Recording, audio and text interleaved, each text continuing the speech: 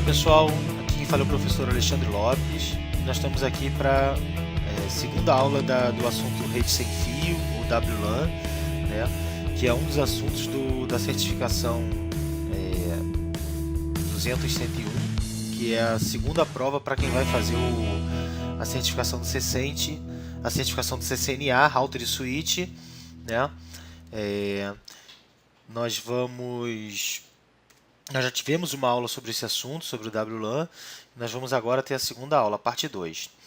Na primeira aula, nós mostramos alguns conceitos básicos sobre o WLAN, né, como funciona, todo o funcionamento, alguns protocolos de WLAN. Né, e nessa aula nós vamos descrever os componentes e a operação de segurança, né, de forma básica da rede sem fio, e configurar e verificar o acesso à rede local sem fio, tá, também de forma básica. Então vamos lá, vamos começar a nossa aula. Então, primeiramente, a gente vai começar falando um pouquinho sobre o planejamento da rede local sem fio, né? O planejamento de uma rede sem fio ele pode variar bastante em relação às instalações, ao tipo de rede que está sendo implementado, a planta do local que está sendo implementado. Então ele pode ser desde uma instalação simples, como a maioria das pessoas tem em casa, né, até uma instalação bem complexa, com vários pontos de acesso, vários BSAs, como a gente viu na última aula, né? Então, é uma extensão da rede com fio e em vários pontos de uma empresa, ou até mesmo uma empresa totalmente baseada em rede sem fio. Então, a gente tem vários tipos de topologia, vários tipos de empresa, vários tipos de implementação de uma rede sem fio, né? Então, mas o básico para todos os tipos de rede sem fio que a gente for montar é que é preciso um plano bem documentado antes de uma rede sem fio, antes de implementar uma rede sem fio, né? Então a gente precisa planejar essa rede sem fio, a gente precisa conhecer o local, a gente precisa conhecer a rede, conhecer as diretrizes da rede, as diretrizes de segurança, para depois a gente ir lá e implementar a rede sem fio, né? Planejar isso antes, planejar no papel. Eu sempre falo para meus alunos que planejar qualquer tipo de implementação de rede antes no papel, em todos os detalhes, né? Em todos os detalhes. Então é isso que a gente vai ver um pouquinho agora. Desde como posicionar o access point, aonde posicionar o access point, até qual protocolo de segurança ser utilizado. Então a gente vai ver como isso funciona, né? Então, alguns pontos são essenciais, né? Como, por exemplo, a identificação do número de usuários. Isso afeta diretamente ao desempenho da rede. A rede sem fio é uma rede que ela é muito suscetível a falhas, porque ela é uma rede que a gente usa como meio físico ar, né? E com isso, se a gente colocar muitos usuários no mesmo ambiente, isso pode afetar o funcionamento da nossa rede. Para colocar mais usuário, eu tenho que ter um equipamento mais potente, um equipamento que aguente mais, antenas maiores, antenas melhores, equipamentos em si mais potentes. A maioria desses equipamentos, esses roteadores caseiros, não suportam um grande número de clientes pendurados neles, né? Então, é um erro comum das empresas. Compra um roteador caseiro achando que vai atender bem a empresa. E aí a empresa tem lá, sei lá, 100, 200 pessoas, entre 100 e 200 pessoas que vão se logar a essa rede através da rede sem fio, e aquele roteador, como é um roteador caseiro, como é um roteador que não foi planejado para suportar um grande tráfego de dados e nem um grande gerenciamento de usuários, ele não suporta, né? Então, isso é uma tarefa difícil, né? Identificar o número de usuários é uma tarefa difícil. Depende do layout geográfico de uma instalação, né? Quantos corpos e dispositivos cabem em um espaço. Então, se eu tenho uma sala de um determinado tamanho, eu tenho mais ou menos como ver o número máximo de usuários que vão estar conectados dentro daquela sala, porque não cabe muito mais usuário. A gente tem um limite de pessoas que cabem dentro de um espaço físico, né?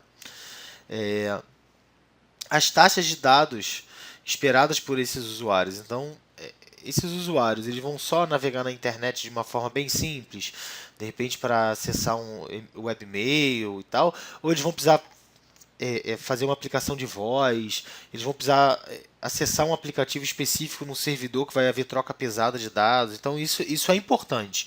Qual a aplicação que vai ser utilizada para essa rede sem fio, né? Qual a taxa de dados que vai ser de tráfego de dados que vai ser esperado dessa rede sem fio? E depende do uso de canais não sobrepostos. A gente também já viu isso na última videoaula, a parte 1 da rede sem fio, né? Que a gente a frequência onde um roteador atua, um access point atua, ele é dividido em canais. E esses canais sobrepostos uns sobre outros afetam diretamente como essas redes sem fios vão interagir, né? Então, isso tudo são requisitos que a gente tem que pensar na hora do planejamento, né? E agora vamos ver algumas recomendações para posicionar o ponto de acesso, né? Para posicionar o roteador sem fio, o access point, né?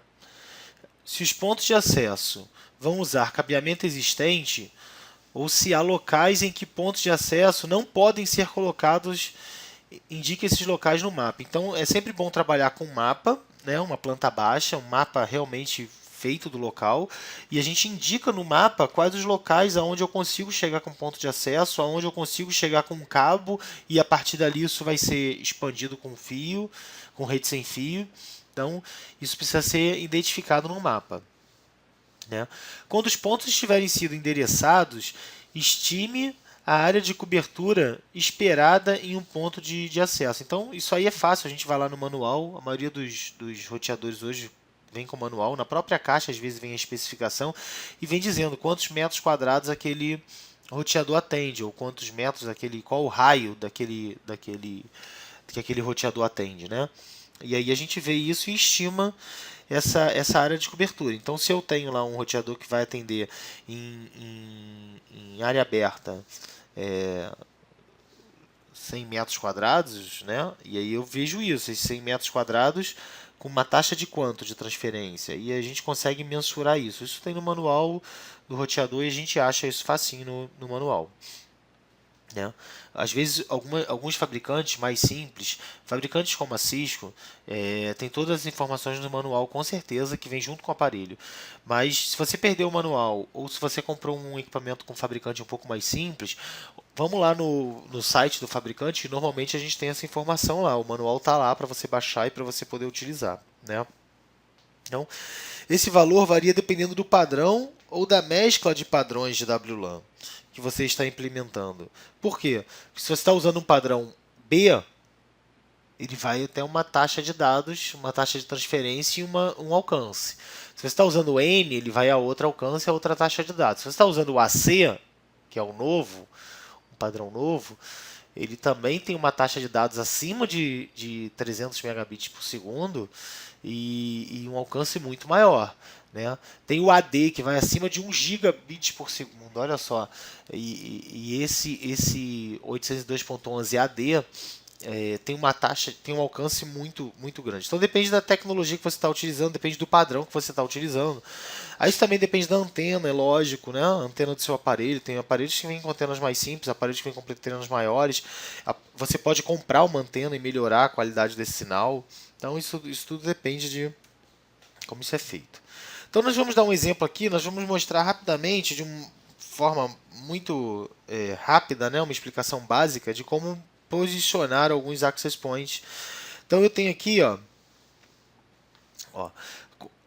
com base em seu plano, coloque os pontos de acesso na planta baixa e de forma que os círculos de cobertura se sobreponham. Então eu tenho uma planta baixa aqui de um teatro, vamos dizer assim, ou de um galpão, né? Na verdade é de um palco, de um teatro. Então eu tenho aqui, como se fosse o palco, né? Essa área aqui é a área do teatro, propriamente dita, né? Aqui eu tenho a frente do palco, a saída da frente, a entrada por aqui, saídas pelas laterais, como uma casa de espetáculo, né? Então eu quero fazer com que eu tenha rede sem fio nesse local. Eu quero, vamos dizer assim, acender o local com rede sem fio, né? Então, como é que a gente faz esse cálculo, né? O auditório aberto, uma construção semelhante a um depósito, a uma fábrica, ou uma fábrica, mostrado na figura, tem aproximadamente 1.800 metros quadrados. Então, é uma área grande, é uma área de 1.800 metros quadrados. Né? Os requisitos de rede especificam que deve haver uma produtividade em 802.11b, né? Ó, de 6 megabits por segundo, tá? Mínimo em cada BSA. Tá? Então, cada usuário tem que ter no mínimo 6 megabits por segundo. Por quê? Porque vai rodar uma aplicação de voz. Ó. Vai rodar uma aplicação de voz. Vou marcar com outra canetinha aqui. Ó. Vai rodar uma aplicação de voz sobre WLAN. Certo? Como os pontos de acesso... com os pontos de acesso, 6 megabits por segundo podem ser obtidos em áreas abertas, como as do mapa. Né? Com uma área de cobertura de 464 metros quadrados. Isso aqui está no manual. Foi lá no manual e vi que com o access point que eu estou colocando, eu consigo 6 megabits numa área de até 464 metros quadrados. Certo? Então, se eu pegar a minha área de 1.800 metros quadrados e dividir por 464, eu vou ver que eu preciso colocar 4 pontos de acesso. Certo? Então, eu vou precisar colocar 4 pontos de acesso. Né? Quando as dimensões da área de cobertura estiverem sido determinadas, você as organizará de maneira semelhante às mostradas na linha de área de cobertura da figura. Então, vamos ver aqui na figura. Ó. Aqui, ó. Você tem aqui a área de cobertura. Né? Então, você vai botar de um jeito que eles vão se sobrepor. Você tem uma área de cobertura aqui, outra área de cobertura aqui, e você não vai ficar com nenhum espaço. É como se você não fizesse isso aqui, ó. Como se você não fizesse isso aqui, ó. Aqui eu tenho uma área de cobertura, aqui eu tenho outra, aqui eu tenho outra. E aqui eu fiquei com uma área de sombra. Para não haver área de sombra, né, a gente não faz isso. A gente bota todas as áreas de cobertura se sobrepondo uma com a outra. E aí eu tenho uma área aqui onde o cliente vai ter um tempo para passar de um access point para o outro, sem perder cobertura. E é só ir lá e colocar dentro do meu, né? Na planta baixa, organize os 4 círculos de cobertura no raio de 15,24 metros, né? Isso é na planta baixa, de forma que ele se sobrepõe. Então é só organizar aqui, ó. Você vê que eu tenho áreas aqui que eu tenho cobertura de 3 access points. Ó. Eu tenho cobertura desse access point, desse access point, desse access point. Essa área aqui, ó, eu tenho 3 coberturas de access point. Né? Aqui também, 3. Aqui eu tenho 2. Então, eles se sobrepõem. Em nenhum momento existe ponto cego. Ou seja, as pessoas vão conseguir falar livremente aqui dentro, vão conseguir navegar livremente aqui dentro, sem problema nenhum, sem nenhum tipo de problema. Tá? Porém, rede sem fio tem um problema muito sério. Né? Qual é o problema da rede sem fio? É que a parede não barra o sinal sem fio. Né? E isso é uma fragilidade à segurança. A rede sem fio ela é mais suscetível a invasões do que a rede com fio. Por quê? Porque a rede com fio, se eu tenho um local fechado, né, uma área restrita, dificilmente alguém vai conseguir entrar e invadir meu local, meu ambiente e espetar lá na rede e se conectar sem autorização. Ele pode fazer isso via remotamente, né? Através de um software malicioso e tal, mas aí é outra história. A gente tem que resolver isso com firewall na ponta da rede, a gente tem que resolver isso com um bom antivírus, e aí isso é outra história. Mas ameaça de acesso não autorizado, ou seja, a pessoa que consegue conectar a minha rede porque está dentro da rede, está dentro da área de cobertura da rede, na rede com fio é mais difícil, na rede sem fio é mais fácil, porque é só a gente pegar o celular aqui, ó, e dar uma olhada em quantas redes sem fio estão sendo detectadas nesse momento pelo nosso aparelho. Vocês vão ver que quem mora em prédio, por exemplo, vai estar pegando a rede sem fio do vizinho de cima, do vizinho de baixo, do vizinho do lado. Todo mundo que tiver rede sem fio vai estar sendo alcançado por vocês. Segurança deve ser uma prioridade para qualquer um que use ou administre as redes. Né? Isso aí a gente já sabe que segurança tem que ser uma prioridade. Uma WLAN está aberta a qualquer um no intervalo de um ponto de acesso e das credenciais apropriadas para associação a ele. Então, as pessoas têm que ter a gente tem que se preocupar em proteger logicamente para ele não conseguir entrar, porque fisicamente ele está praticamente dentro, né? Como uma placa de rede sem fio e o conhecimento técnico de cracking, o invasor pode não precisar entrar no local de trabalho fisicamente para obter acesso a uma WLAN. Então, se for mal feito, se for uma segurança que não seja muito bem feita, pode haver uma invasão, certo? Na verdade, invasão pode haver até com a segurança bem feita, né? Eu brinco que é o lado negro da força, né? Enquanto a gente tem meia dúzia de pessoas brigando pelo bem, existe muita gente brigando pelo mal para tentar fazer essa invasão e alguns só por esporte, invadir por invadir, mas a grande maioria de forma maliciosa, querendo roubar os dados, querendo roubar algum ativo da empresa, algum ativo do computador do pessoal das pessoas. Então, vamos ver algumas formas de acesso não autorizado, né? O hard driving. O hard driving originalmente se refere ao uso de dispositivo de varredura para localizar números de telefones celulares e explorá-los. Antigamente, o hard driving era assim: um dispositivo de varredura que ficava buscando celulares que estavam abertos, que por alguma falha de segurança eles conseguiam usar aqueles telefones, né? Mas hoje, também se refere ao ato de dirigir por um bairro com um laptop ou uma placa de, né, cliente de 802.11b, G, N, AC, AD, procurando um sistema desprotegido e explorá-lo. É muito comum você ver isso. Muita gente nem pensa assim, eu estou cometendo um crime. Na verdade, ele está cometendo um crime sim. Ele está invadindo a rede de uma pessoa, alguém está pagando pelaquela rede. Mas muita gente utiliza, né, a rede gratuita do vizinho. Descobre que um vizinho está aberto e descobre. E utiliza. Não necessariamente sai dirigindo por um bairro para procurar, mas quando descobre que tem uma rede aberta, vai lá e utiliza. Isso não é certo, isso é errado, mas é um tipo de invasão, o hard driving, né? O hacker ou o cracker, esse talvez eu nem precise explicar, a maioria de vocês já saibam, né, o que é. O hacker era uma pessoa que ele era muito experiente, né? Ele tinha um conhecimento muito profundo em diversas áreas de sistemas de computadores.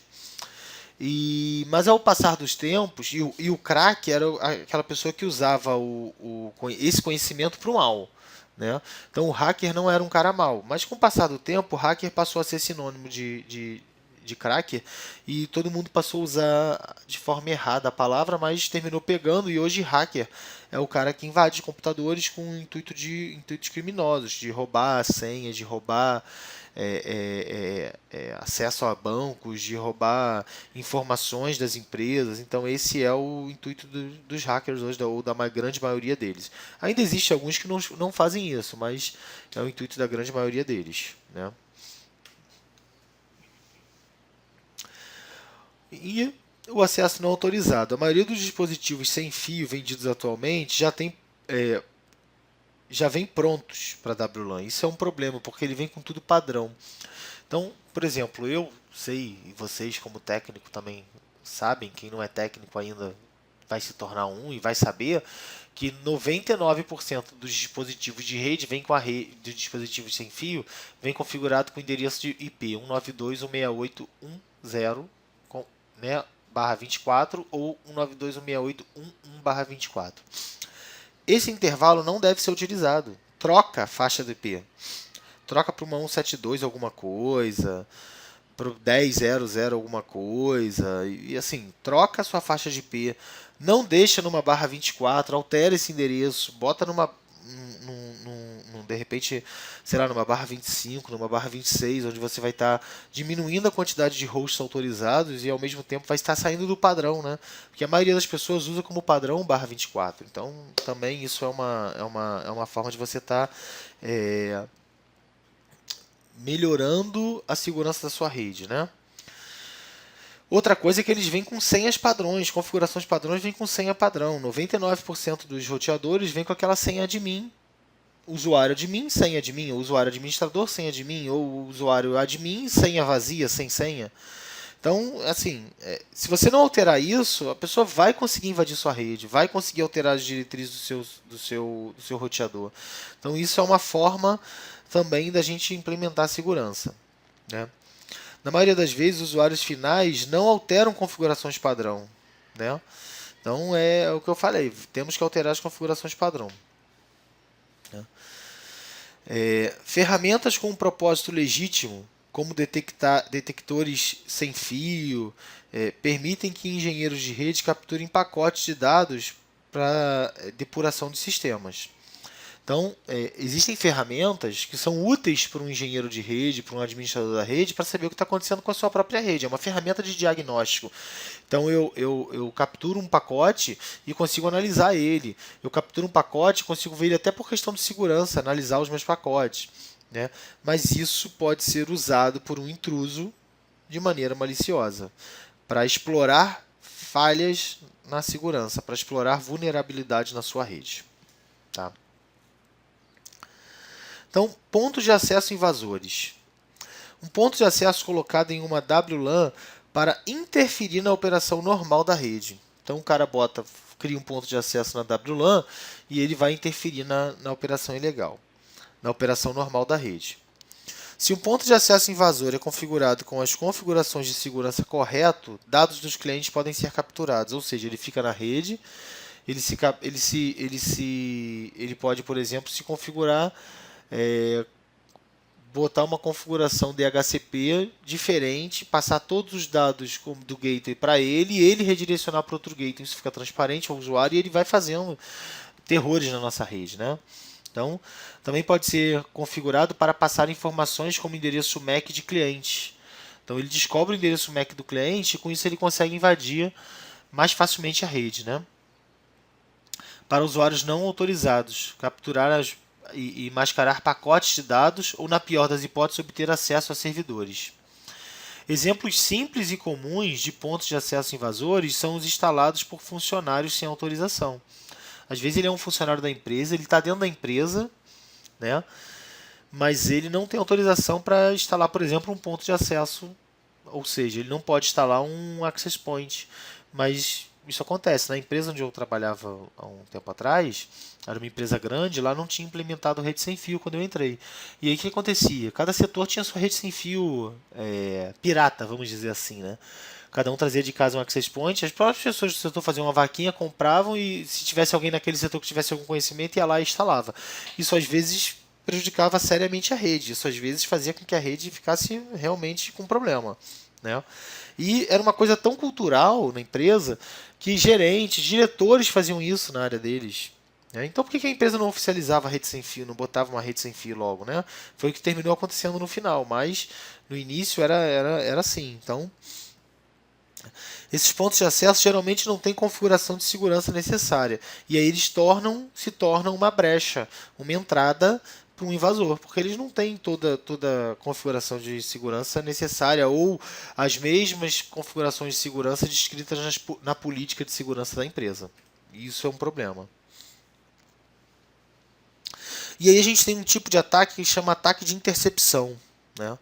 Um dos ataques mais sofisticados que pode ser realizado por um usuário não autorizado é chamado de ataque de intercepção, ou ataque man in the middle, né? Ou homem do meio. Invasores selecionam um host como destino e se posicionam de forma lógica entre o destino e o roteador gateway do destino. Foi o que eu falei. Ele finge que ele é o gateway, recebe aquela captura e depois ele direciona para o gateway. Né? Então, sinais de radiofrequência de estações de ponto de acesso podem ser ouvidos por qualquer um. Então, qualquer um que tiver técnica para capturar pacote vai capturar qualquer tipo de pacote se ele não for criptografado, se ele não tiver senha, se ele não tiver, né, se a segurança não for bem pensada. Se o invasor conseguir comprometer um ponto de acesso, o invasor poderá prejudicar gravemente todos os usuários do BSS. Né? Por quê? Porque pode cair até a rede cabeada. Ele pode, por exemplo, fazer parar o servidor DHCP da rede cabeada, dar um conflito de servidor DHCP. Imagina isso. Né? E aí a rede toda para. Impedir um ataque como de interceptação depende da sofisticação da infraestrutura da WLAN e do monitoramento das atividades da rede. Então, realmente isso tem que tá sempre sendo monitorada a rede, senhas de segurança tem que estar sempre sendo trocadas e algumas diretrizes tem que estar sempre sendo revistas. Né? Não adianta implementar segurança e esquecer, nunca mais olhar. Um dia aquela segurança pode não funcionar ou pode já estar fraco o suficiente para o que existe no mercado de invasão e aí os caras conseguem invadir nossa rede. Então isso tem que ser constantemente adaptado. Aquela aula sobre política de segurança, né? Em que a gente fala que política de segurança é um documento aberto, é um documento vivo, nunca fecha. A gente tem que estar sempre renovando a política de segurança. Então, a interceptação ou a identificação de dispositivos legítimos em uma WLAN através da autenticação dos usuários é um bom começo. Então, começar configurando senha de acesso já é um bom começo. Né? Quando todos os usuários legítimos se tornam conhecidos, você monitora a rede para detectar dispositivos de tráfego que não devem estar nela. Então você captura lá o endereço MAC, olha o endereço MAC e fica verificando se realmente todo mundo que está lá é autorizado.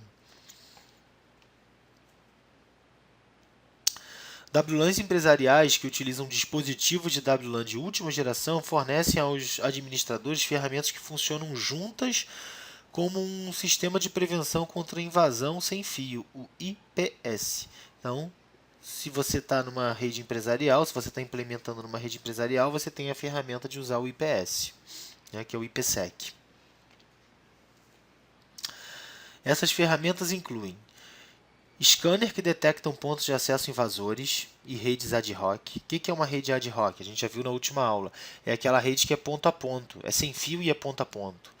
Então o cara faz uma rede ponto a ponto com um usuário da rede e começa a capturar pacote dele. Né?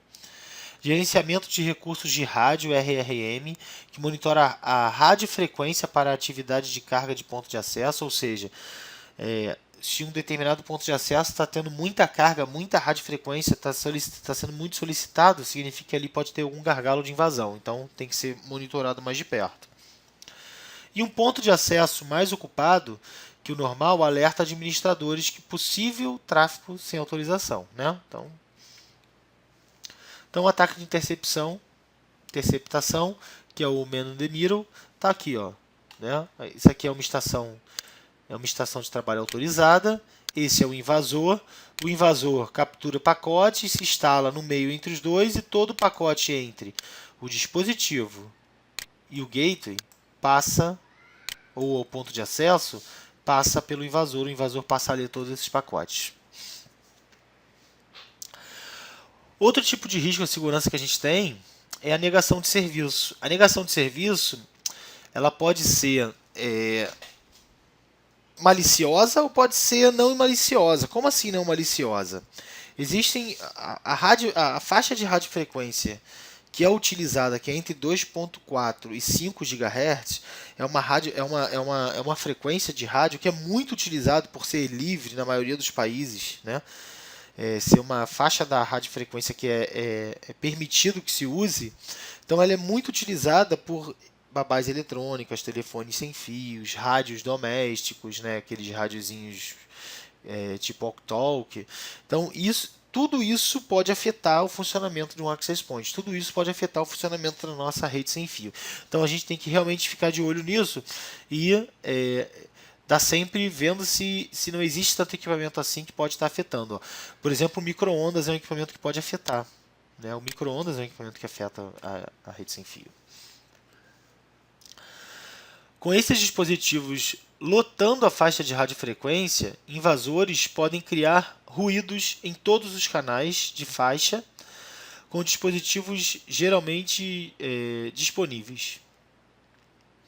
O invasor usando um PC como um ponto de acesso pode inundar o BSS de mensagens clear to send. Né? A gente viu lá que o roteador, a gente tem a mensagem, tem dois tipos de mensagem, um deles é o clear to send. E a mensagem clear to send, quando ele inunda o roteador com isso, ele atrapalha a função do CSMA-CA, que é usada pelas estações para detectar a colisão, né, e evitar a colisão. Né. Então, os pontos de acesso, por sua vez, inundam o BSS com tráfego simultâneo. Por quê? Porque muito clear to send, todo mundo vai enviar ao mesmo tempo para o roteador. Um ataque que pode ser iniciado em um BSS é o envio pelo invasor de uma série de comandos de desassociação que fazem todas as estações se desconectarem. Isso é muito comum também. Quer dizer, muito comum. É um ataque conhecido, né? Quando as estações são desconectadas, elas imediatamente tentam se reassociar, e isso cria um estouro do tráfego. Ou seja, muitas estações ao mesmo tempo se reconectando, o Access Point nega o serviço, ele não consegue atender. O invasor envia outro comando de desassociação e o ciclo se repete. Então eles ficam tentando se associar, se associam, ele desassociam, eles se associam, eles desassociam, até que o roteador não aguenta mais e nega. Então tá aqui, ó. Isso a gente mostrando aqui como isso aqui funciona, né? Então tá aqui, ó. O invasor está enviando bastante tráfego no Access Point aqui e está fazendo o Access Point negar. E aí a gente vai ver como a gente faz para evitar isso, que são implementar os protocolos de segurança. A gente viu primeiro as principais formas de ataque, agora a gente vai ver os principais protocolos para implementar segurança no nosso roteador. Então, vamos fazer primeiro uma visão geral de protocolo de rede sem fio, né? Dois tipos de autenticação foram introduzidos pelo padrão 802.11, né? O app e o app compartilhado, o app aberto e o app compartilhado. No app aberto não existe autenticação, né? Então todo mundo se conecta. Pediu autorização, se conecta. Pediu autorização, se conecta, né? As chaves web compartilhada apresentaram falhas e algo melhor era necessário. Então, com a web compartilhada, era o outro tipo de chave, mas era com chave. E aí tinha uma certa segurança, mas era uma segurança muito falha. Era muito fácil de quebrar e descobrir essas senhas, né? Então, para combater a fragilidade de chaves com app compartilhada, houve uma tentativa de, primeiro, disfarçar o SSID, né? Fazer com que o SSID fique oculto, e aí quem precisa se conectar àquela rede se loga, se procura ele, vai lá e faz a busca pelo SSID. E a outra coisa é o filtro de MAC, né? Então eu autorizo o MAC. Só que mesmo com um SSID oculto, os pacotes continuam podendo ser capturados por uma ferramenta.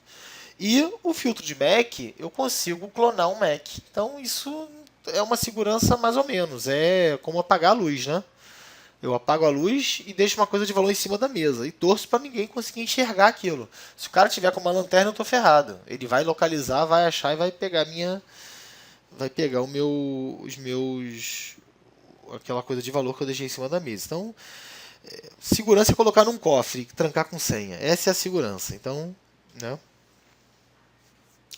Então, as falhas de criptografia das chaves web compartilhadas foram duas. O algoritmo usado pela criptografia de dados era descoberto facilmente, né? E a escalabilidade era um problema. As chaves web de 32 bits foram gerenciadas manualmente, criando chaves de serviço de suporte técnico. Chamados, né? Vários chamados de serviço de suporte técnico. Após as falhas de segurança baseadas em web, houve um período intermediário de medidas de segurança. Então, a Cisco desenvolveu um padrão próprio. A Cisco desenvolveu um protocolo próprio de segurança, né? Que foi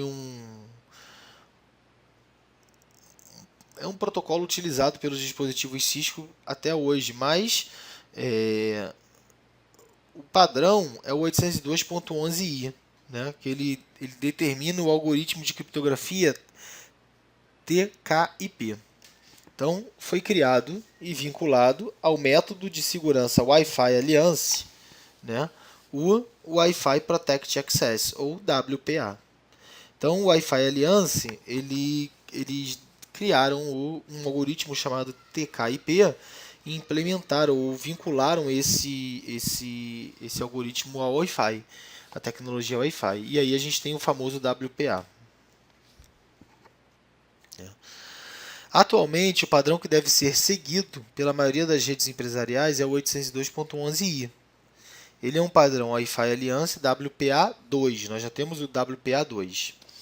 Para empresas, o WPA2 inclui uma conexão com banco de dados remoto, ou Authentication Deal in User Service, que é o Radius, é o servidor Radius. E aí, com o servidor Radius, isso a gente torna a rede bem mais segura, né?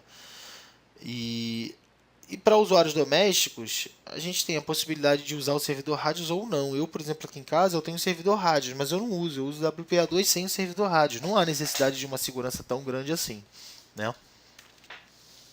Afinal, a minha rede é uma rede doméstica. Eu não quero complicar meu acesso também, né? Visão geral de protocolos de rede sem fio. E aí a gente tem a diferença entre eles aqui, um quadrinho resumindo, né? O acesso aberto, a criptografia de primeira geração, né?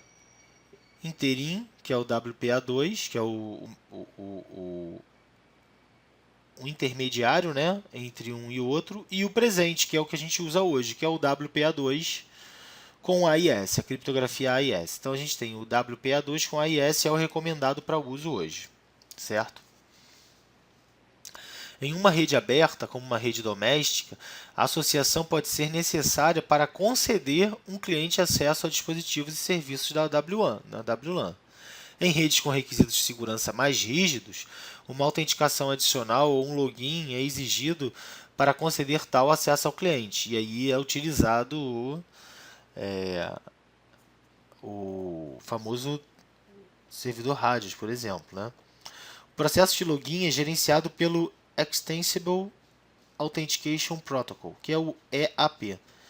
Então, o WPA2 com EAP, o EAP é uma estrutura para autenticar o acesso de rede, né? E o I3E desenvolveu o padrão 802.11i para autenticação de WLAN e autorização para usar o I3E 802.1x, né? Então, protocolo de segurança sem fio, a gente vê aqui, ó, é a autenticação à rede local sem fio. Eu tenho o cliente, né? Ele pede o acesso ao ponto de acesso. O ponto de acesso manda para o servidor autentica, volta nele para depois ele dar o acesso ao roteador, para o cliente ao roteador, né? Então, o processo de autenticação de WLAN empresarial é resumido a seguir, né? O processo de associação 802.11 cria uma porta virtual para cada cliente, né? Então, o processo de associação 802.11 cria uma porta virtual para cada um dos clientes. O ponto de acesso bloqueia todas as estruturas de dados, com exceção do tráfego baseado em 802.1x, né? Então, ele cria, mas ele bloqueia todas as estruturas de dados. Só vai funcionar o tráfego para autenticação. Os quadros de 802.1x levam os pacotes de autenticação EAP pelo ponto de acesso e para o servidor, né? Trata-se de um servidor de autenticação AAA, o AAA, que executa o protocolo Radius, né? Se a autenticação EAP obtém êxito e o servidor AAA envia uma mensagem EAP de êxito ao ponto de acesso, antes de abrir a porta virtual é estabelecida a criptografia do enlace. E aí a porta é aberta e o cliente consegue se comunicar. Mesmo que o SSID não seja transmitido por um ponto de acesso, o tráfego que passa de um lado para o outro do ponto de acesso acaba revelando o SSID, ou seja, capturou um pacote, ele sabe qual é o SSID, né? Se o invasor está monitorando a faixa de radiofrequência, o SSID pode ser detectado porque é um tipo de transmissão que é feita em texto aberto, não é criptografado, né? Então, nesse caso, isso provavelmente deve ser uma decisão organizacional, se vai deixar o SSID aberto ou não, mas isso não interfere na segurança, você deve continuar tendo os protocolos de segurança. Todas as vezes que eu visito a Cisco lá na Barra, né, lá no escritório deles da Barra, o SSID deles é escondido. Então, a gente tem uma autorização para navegar, a gente tem que ir lá e localizar o SSID deles escondido para poder se logar, já com um prévio cadastro, uma prévia autorização, né? A melhor maneira de certificar-se de que usuários finais supostamente estejam na WLAN é usar um método de segurança que incorpore controle de acesso à rede baseado em porta, como o WPA2. Então, o WPA2 controla baseado em porta. Então, além de eu ter a autenticação no servidor rádios, eu ainda tenho isso baseado em porta. Aqui ele especifica aqui, mostra, então, solicitação de identidade, resposta de identidade, encaminho de identidade, solicitação EAP de tipo EAP, né, e assim vai indo até obterem sucesso.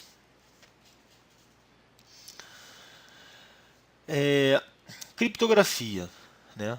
Dois mecanismos de criptografia de nível empresarial, especificados pelo 802.11i, são certificados pela são certificados como a WPA e WPA2, como pela Wi-Fi Alliance, que é o TKIP e o AES. TKIP é um método de criptografia certificado como WPA, né? Dá suporte para equipamentos de WLAN herdados, né? Direcionando-se às falhas originais. Usa algoritmos de criptografia original usado pela web. Então, o TKIP não é muito seguro. Né?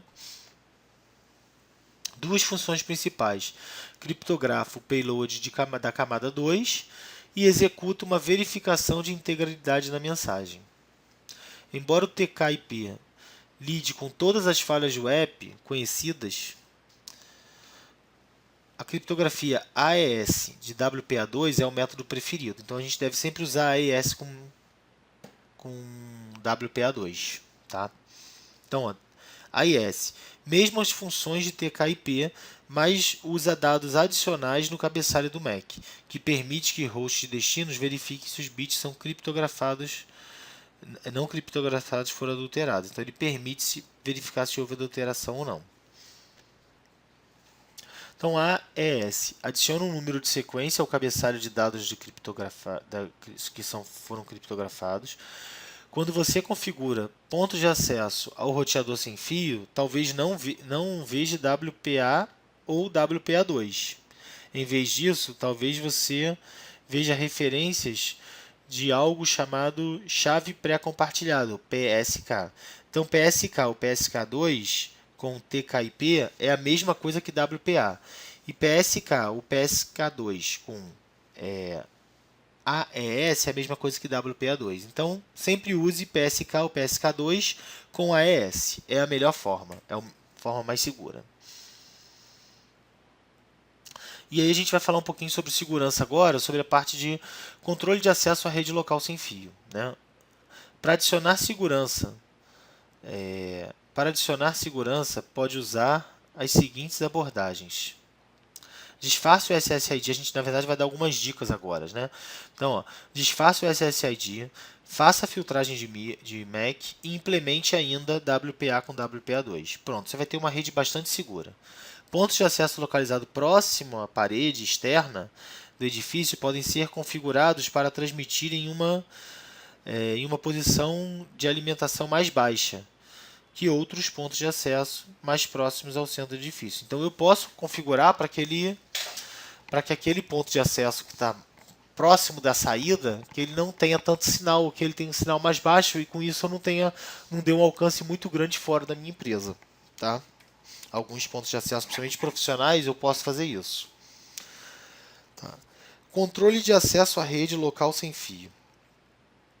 Nem o disfarce de SSID, nem a filtragem de MAC são considerados meios válidos para proteger. Então, isso eu já falei lá atrás.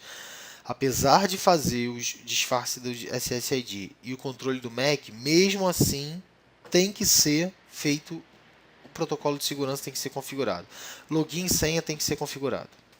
Certo? Então, aqui a gente tem uma fotinha onde mostra isso. Ó. Solicitação de investigação, SSID veio nulo. Né? Então, para ele localizar isso, ele vai ter que solicitar ele vai ter que solicitar uma investigação para ver se aquele SSID existe. Certo? Aqui, ó, endereço MAC não reconhecido, ou seja, existe uma proteção de MAC também, não foi reconhecido. Certo? E para a gente configurar um ponto de acesso? Bom, existem muitos pontos de acesso, a própria Cisco tem muitos modelos, e eu resolvi não colocar uma foto aqui de um passo a passo.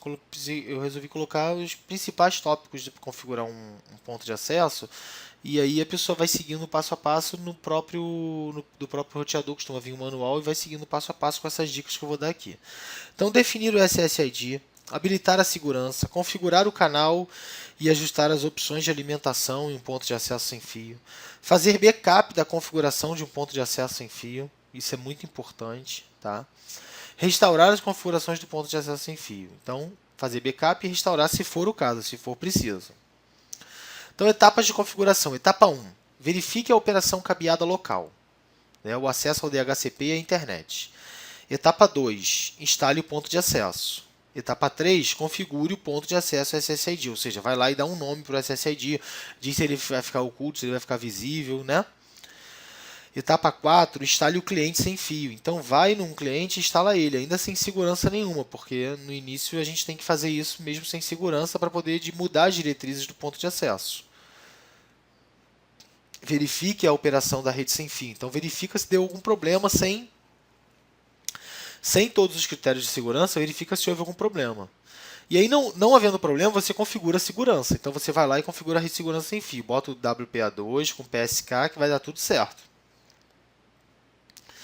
Depois, verifique a operação da rede sem fio. Então, no final, você verifica tudo. Tem que dar tudo tanto certinho como estava sem a parte de segurança, certo? E aí, com essas diretrizes, você vai ter uma rede bem segura. E a gente vai ver como é que a gente faz para resolver problemas de acesso ao rádio ou de acesso ao access point, né? Uma abordagem sistemática para identificação e solução de problemas de WLAN. Então vamos mostrar aqui 3 etapas para a gente tentar resolver o problema de WLAN. Deu problema WLAN, precisei ir lá resolver. Primeira coisa, descarte a hipótese do PC do usuário ser a origem do problema. Vai sempre dos problemas mais simples para a parte mais sofisticada. Verifica se a placa de rede dele está configurada, verifica se ele digitou a senha certo, verifica se for notebook, o notebook tem como desabilitar a rede sem fio, né? Então verifica se está habilitada a rede sem fio do notebook. Faz aquelas verificações mais simples primeiro. Depois, você confirma o estado físico dos dispositivos. Então, você vai nos dispositivos e vê se eles estão realmente funcionando. Se está tudo certinho, se não tem problema nenhum. Né? E, por final, você inspeciona os links. Então, vai no seu Access Point e verifica se os cabos estão funcionando, se está tudo funcionando. Se nada disso der certo, aí sim você vai partir para alguns problemas mais específicos. A gente vai ver alguns problemas aqui, como, por exemplo, configurações de canais incorreto. Se os usuários relatarem problemas de conectividade na área entre pontos de acesso, em uma WLAN de conjunto de serviço estendido, poderá haver um problema de configuração de canal. Ou seja, a gente sabe que um canal, quando sobrepõe ao outro, eles estão no mesmo canal, ou canais muito próximos, a gente sabe que tem que manter 5 canais de distância entre um access point e outro. Então, se eu mantenho canais muito próximos, eu posso ter uma falha de sinal ali, eu posso ter um access point interferindo no outro. Então, tá lá, ó. Houve interferência porque o canal 1 e o canal 2 são muito próximos. Você tem que botar o canal 1 e o canal 6, porque você vai ter 5 pontos entre eles, né? Então, essa é a regra. Certo?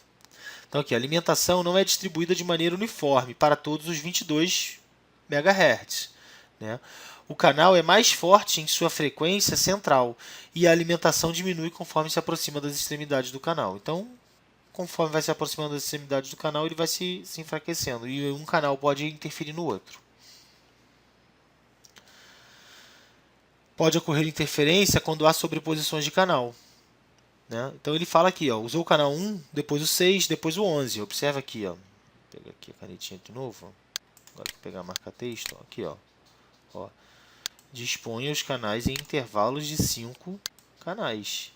1, 6 e 11. Tá vendo? Então, só fazer isso. Interferência de radiofrequência. Configurações de canal incorretas fazem parte do grupo maior de problemas com interferência de radiofrequência. Outras fontes de interferência de radiofrequência podem ser encontradas por todo o seu local de trabalho ou de casa. Então tem que tomar cuidado porque babá eletrônica, micro-ondas, lâmpada fluorescente, isso tudo pode interferir no sinal, né? O reator da lâmpada fluorescente, isso tudo pode interferir no sinal. Então a gente tem que tomar muito cuidado com as interferências na radiofrequência. Outra coisa é a área de sombra, né? Então eu tenho lá aqui ó, um access point, o outro access point, mas eu tenho uma área de sombra, eles não foram sobrepostos daquela maneira como a gente mostrou lá no início, na hora de planejar. Ou seja, foi bem planejada. Esse access point aqui na parede, ó, e aí eu tenho uma área de cobertura aqui, mas o meu roteador, meu host está fora da área de cobertura, né? E aí isso também pode interferir na cobertura. Então é pensar bem, planejar a forma onde eu vou colocar, tá? Então aqui, ó nesse problema aqui, vou passar até para a próxima tela já, aqui, ó. É só você botar de certa forma que um sobreponha o outro, a cobertura do outro. E aqui, às vezes, um redirecionamento na antena já é o suficiente para que ele consiga pegar mesmo estando um pouquinho fora da área de cobertura, né? Então, identificar problemas de posição incorreta de ponto de acesso. Confirme as configurações de alimentação e os intervalos operacionais dos pontos de acesso. Posicione-os para uma sobreposição da célula de no mínimo 10 a 15%. Então, de 10 a 15%, uma célula tem que sobrepor a outra. Altere a orientação e o posicionamento dos pontos de acesso, né? Então, está aqui como a gente deve fazer isso. Orientações de posicionamento do ponto de acesso. Então, a gente tem alguns posicionamentos aqui, algumas orientações. Assegure-se de que os pontos de acesso sejam montados no mínimo 20 centímetros das pessoas. Então, não bota ele muito próximo, tem que ser no mínimo a 20 centímetros das pessoas. Não monte o ponto de acesso a menos de 91,4 centímetros de obstruções de metal. Então, um lugar muito cheio de metal tem que tomar cuidado, né? Então, instale o ponto de acesso longe dos fornos micro-ondas, porque o forno micro-ondas afeta. Sempre monte o ponto de acesso verticalmente, né? Então, na vertical.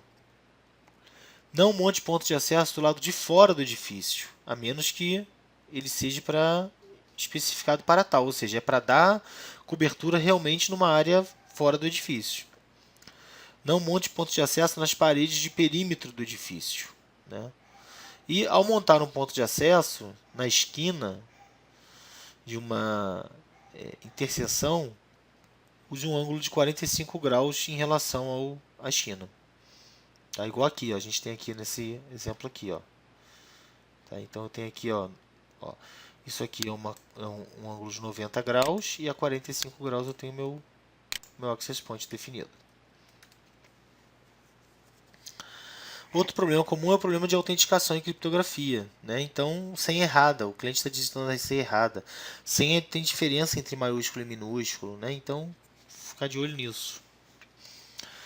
Outro tipo de problema de autenticação é quando o sistema operacional detecta erradamente o tipo de criptografia. Então, ele tenta se logar com app, mas na verdade era para ser um AES, né? Isso pode dar problema. Isso com certeza vai dar problema e eu não vou conseguir me logar, né? Então é só ir lá no sistema operacional, acertar isso, que a gente vai resolver o problema. E a gente consegue fazer o nosso ponto de acesso. Então, pessoal, essa era a nossa aula. Tá? É uma aula básica, na verdade, não é uma aula para dar profundos conhecimentos, porque na verdade o CCNA Router e Switch ele é básico em relação à rede wireless. Existe o CCNA Wireless, que é um CCNA que é para quem vai trabalhar com wireless, né? E eu falo o seguinte: CCNA Router e Switch, esse cara é o clínico geral, ele entende um pouquinho de cada coisa, até por isso que a prova de CCNA é uma prova tão difícil, porque ela é muito extensa, ela tem muito material para estudar, ela tem um pouquinho de cada, ela não aborda quase que nenhum assunto profundamente, né? Tirando de repente o SPF, que agora está aprofundando um pouquinho mais, né? Tirando alguma coisa sobre VLAN, que vai um pouquinho mais fundo também, mas também não é muito fundo, né? Aprofunda um pouquinho mais só. E aí a gente tem depois os CCNAs, né? As carreiras específicas, que é o caso do CCNA Wireless, tem o CCNA Voice, tem o CCNA Data Center e vários outros CCNAs. Então é isso aí, eu espero que vocês tenham gostado da aula, espero que tenha sido de serventia para vocês.